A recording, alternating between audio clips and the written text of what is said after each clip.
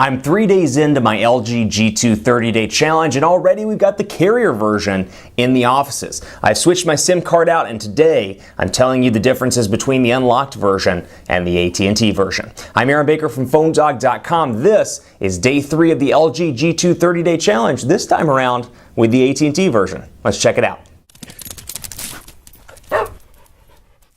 It's day 3 of the LG G2 30-day challenge, and this time around we're pretty lucky because we're only 3 days into this 30-day challenge and the carrier version has already arrived. This is the AT&T version of the G2. I use AT&T as my personal carrier primarily, and the G2 is here with 4G LTE connectivity, so I've switched my SIM card over into this device. Now, out of the box, just giving you a quick rundown here because this is the first carrier-based G2 we've seen at PhoneDog.com, giving you a rundown of what comes out of the box on this device and how it's a little bit different than the international device, at least the international one with the 3,000 milliamp hour battery that LG sent over. A couple of things: applications out of the box, Amazon Kindle, code scanner, drive mode, family map, locker, navigator, ready to go, smart Wi-Fi, battery manager, data manager, device help, games, what else? All the Google Plus stuff, but that's typical. Mobile hotspot, my AT&T, YP Mobile, and then of course all the little goodies, the little numbers that you may love, you may hate, like AT&T's contact area here, which it didn't load up just then. Let's see if we can get it to trigger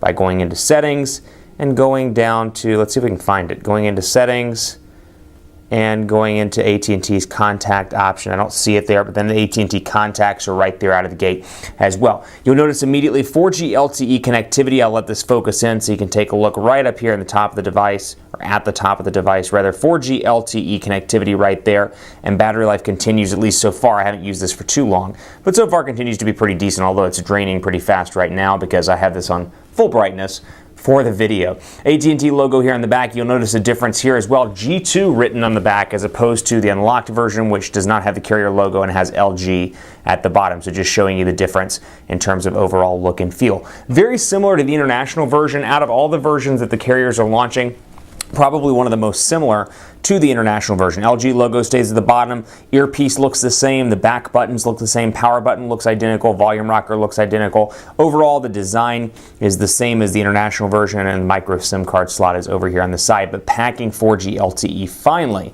And you know how much I love my 4G LTE. Just to give you a backstory there, obviously being in Dallas, one of AT&T's 2 home markets, LTE is fantastic here on AT&T. It's nearly flawless, and I see speeds pretty regularly between anywhere from 20 megabits per second to 50 megabits per second, depending on where I'm at in the city. You'll also see some minor menu differences here, and if you're like me, you like to compare these things just to see what they're like. Comparing them side by side, you can see apps and widgets are the same, but you have a little settings button over here, whereas over here it looks slightly different with the ability to come through and add and remove stuff, which I can remove all the AT&T stuff if I want to.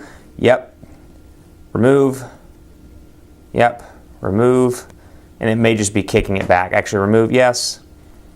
And if you want to remove this, you can, as you're seeing me do right now. So games as well. A lot of options to remove the stuff on this device if you don't want them. I should point out 32 gigabytes of internal storage here as well, of which 24.8 roughly is available for use in this device. So not bad at all. Otherwise, bottom very similar. Everything looks the same here. I'm excited to continue to work with this. I'll show you a messaging thread just with a test device here that I've been working with. How are you today? LG's keyboard is right here. And I should point out, I talked about this in the review, and I talked about this even in day 1 of the challenge. I wasn't a huge fan out of the box, even though LG's revised their keyboard pretty substantially. Was not a huge fan of it. But I will say, after having haptic feedback turned on, it makes it a little bit better. So not just the noise, but haptic feedback or vibrations as well. So how are you doing today? Thanks for the data points. Point and let me know how it goes. And of course, the keypad, the numeric keypad up there at top as well. I'll still probably download Google Keyboard onto the AT&T version, but still nice to have that. And you'll also notice the network identifier that stays up in the top as well. Another minor difference here, and I'll go ahead and send myself a test text message so you can see what I'm talking about. This is something that seems really minor, but has helped me when I say hi as the test message here, and it'll pop through on this device. Something that's actually helped me pretty significantly over on the AT&T version of the G2. I should send another one so I can get that to go away. Do that one more time. Sorry, I messed that up. Go back here to home. Let's go ahead and get that to go. See if I can get that to go. Turn it off and back on.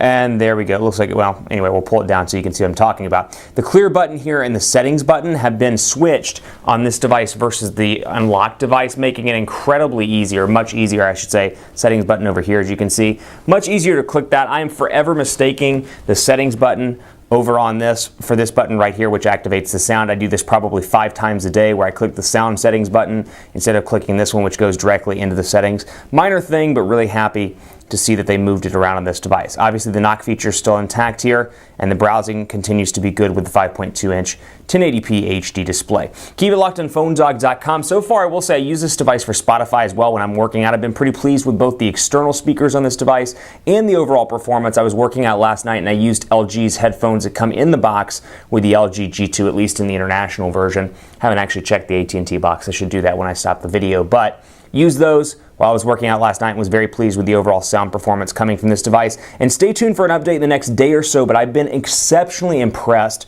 with battery life on this device. It is a workhorse. It's got a 3,000 milliamp hour battery in this device. It's non-removable. A workhorse by all stretches of the imagination. I've been exceptionally pleased with. If you know me, you know I desire to have a device with a long flipping battery life, and this thing fits the bill.